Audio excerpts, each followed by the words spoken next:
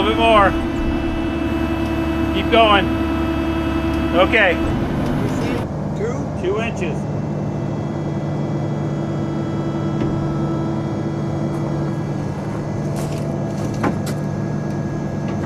A little bit more. A little bit more. Good.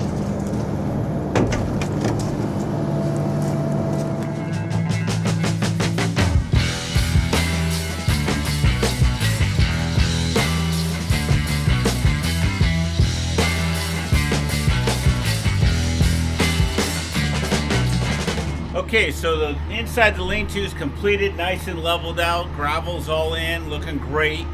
So we've moved the bin. Let me show you. As I mentioned, we're gonna run these 3 20-foot boxes in series with each other.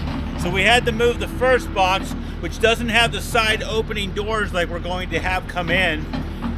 The roll-up door is on the very end here, facing out. Someday will be a paint booth for, obviously for furnitures and other things that we're gonna build. So I wanted to make sure that that was open on that end, and then go ahead and put the 2 new ones here with the doors open towards the north and to the woods. So it's really laying out good. We're gonna have to now clean up around, get the ground all leveled out, put some plastic down, and get ourselves set up for success for putting in the road base.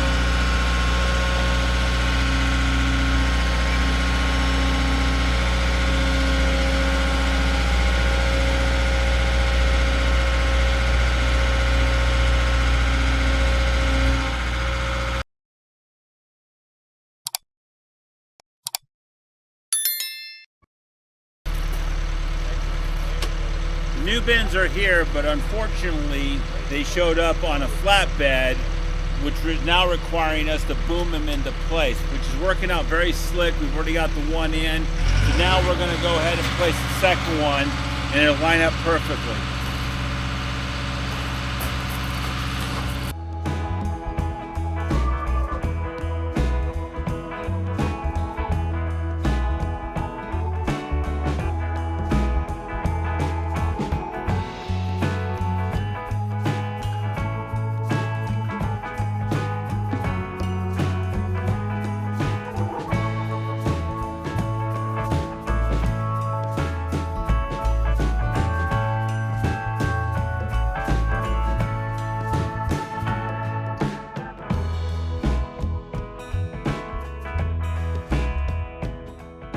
So as you just saw, the bins are in place, and now it's time to fill them up. This is the exciting part. So we have all these tools, like most folks who have any acreage, that are necessary, and they're necessary once, twice a year. But you're tripping over them in your main shop, and even in our auxiliary shop, you're just tripping over them, because in the auxiliary shop is all the implements to the tractor that are used once a year. And the way that shop structures, it's not so easy to move in with the tractor, pick up things if there's a bunch of stuff on the side. So the vast majority of the yellow shop, as we call it, is basically just access for the tractor to go pick up whatever item. So what these bins are for all the field equipment, lawn equipment that is used irregularly. I'll have a splitter in there, and there's a couple other items that are just basic storage. Don't want to sell them, just going to hold on to them for now. So there's a series of things that are going to be used on the regular, but they're not as regular enough to have them in the way of production areas. And that's kind of what the goal was of these bins, is to erase the impact to the production areas. So, hey, listen, this shop is, these bins are about 7 by 19 inside. And now I've gone around and measured all the tools to see how they'll kind of fit in there in some sort of Tetris way without being ridiculous, right? Because the goal of the side feed is to make it accessible to all items rather than rat pack down a tunnel as a normal bin would be. So the cool thing about these is you're going to be able to access whatever you need to get to quickly. So I'm also trying to think through how that is going to work in a future state, and you're never going to get it right at the first swing, right? So I'm going to go ahead now and just proceed on, putting things in there. I have purchased a couple ramps because we do have a 10.5-inch gap from the road base to the inside of the bin. That'll just help me go in. I've got to do a little bit of non-skid on the top, maybe a little pad that kind of stops it from rolling the other way when I come back out. It'll be fine pushing in, but it won't be as much so coming out because they're going to want to fall out unless I go ahead and build up the road base, which is an option in the future. When I go to do the balance of the driveway this year or maybe next, then I'll go ahead probably and put a load or two back here and bring this base up so that it makes it a little bit easier to come in and out of the bins. So with that, let's get to the excitement and start loading these things in.